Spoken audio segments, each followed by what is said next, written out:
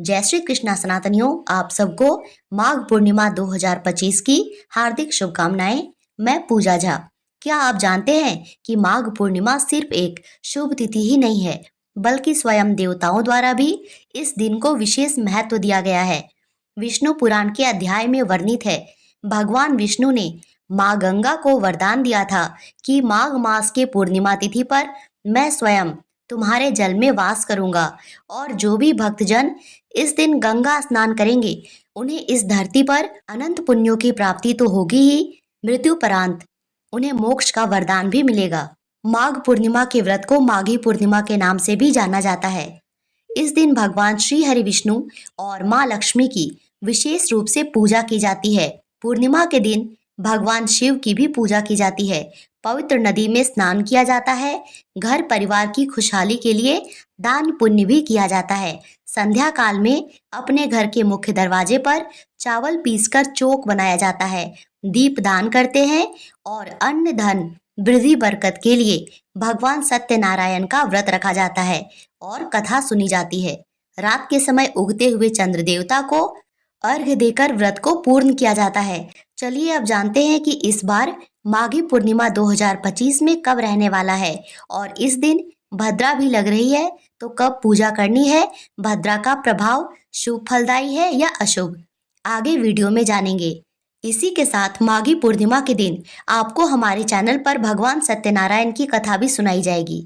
तो पूर्णिमा तिथि प्रारंभ होगी 11 फरवरी मंगलवार को शाम 6:55 से और 12 फरवरी की शाम 7:32 पर समाप्त होगी। सनातन धर्म में उदया तिथि को महत्वपूर्ण माना जाता है, इसीलिए 12 फरवरी को माघ पूर्णिमा का पर्व मनाया जाएगा।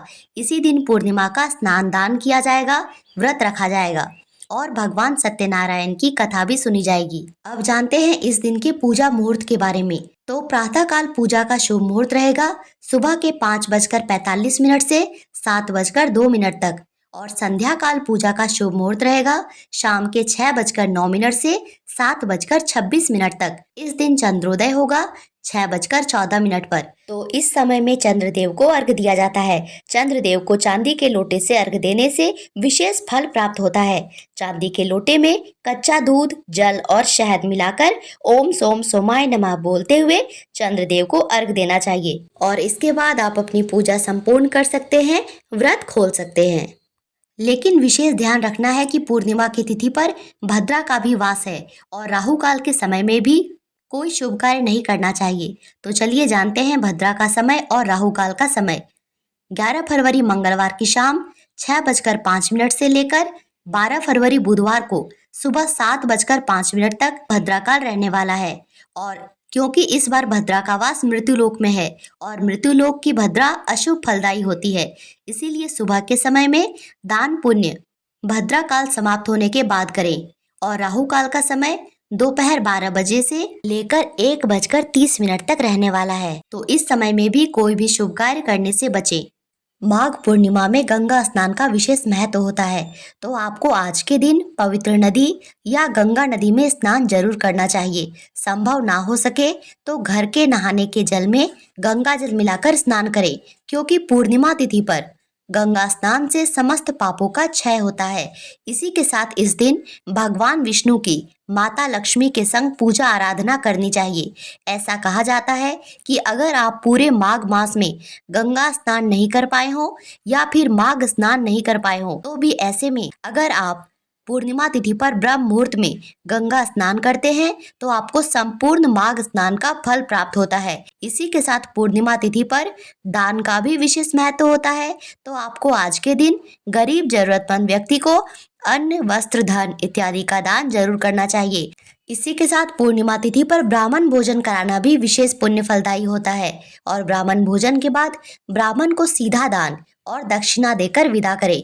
पूर्णिमा में सफेद चीजों का विशेष महत्व होता है, इसीलिए सफेद खीर बनाकर घर के सदस्यों में वितरित करें। प्रसाद स्वरूप अन्य लोगों में भी वितरित कर सकते हैं और ब्राह्मण भोजन भी करा सकते हैं। मतलब पूर्णिमा पर किसी को भी खीर खिलाने से आपको बहुत पुण्य की प्राप्ति होगी। और अगर आपके लिए खीर बनाकर खिलाना संभव ना हो तो आप खीर की सामग्री भी दान कर सकते हैं। आज के दिन भगवान श्री हरि विष्णु की पूजा जरूर करनी चाहिए। इसीलिए पूर्णिमा तिथि पर भगवान सत्यनारायण की पूजा की जाती है, कथा कराई जाती है। आप ब्राह्मण बुलाकर भी पूजा या कथा करा सकते हैं या चाहे तो स्वयं भी कर सकते हैं। और भगवान सत्यनारायण को भोग में सकला जरूर अर्पित करें। यह आटे में गुड़, दूध, फल, मेवा इत्यादि मिलाकर बनाया जाता है। लेकिन आपको भद्रा के मुहूर्त में या राहु काल में ये पूजा नहीं करनी है या कोई दान पुण्य नहीं करना है। इसका अवश्य ध्यान रखें। संध्या काल में घर के मंदिर में तुलसी माँ के पास और घर के मुख्य दरवाजे पर दीपदान अवश्य करें और चंद्र देवता की भी पूजा करने के बाद उनके नाम से भी एक दीप दान करें। तो ये थी मेरी ओर से माघ पूर्णिमा से जुड़ी जरूरी जानकारी। आशा करती हूँ यह वीडियो आपके लिए उपयोगी रही होगी। ऐसी जानकारी समय से पहले पाने के लिए हमारे चैनल से जुड़े रहें। वीडियो देखने के लिए धन्यवाद। राधे राधे।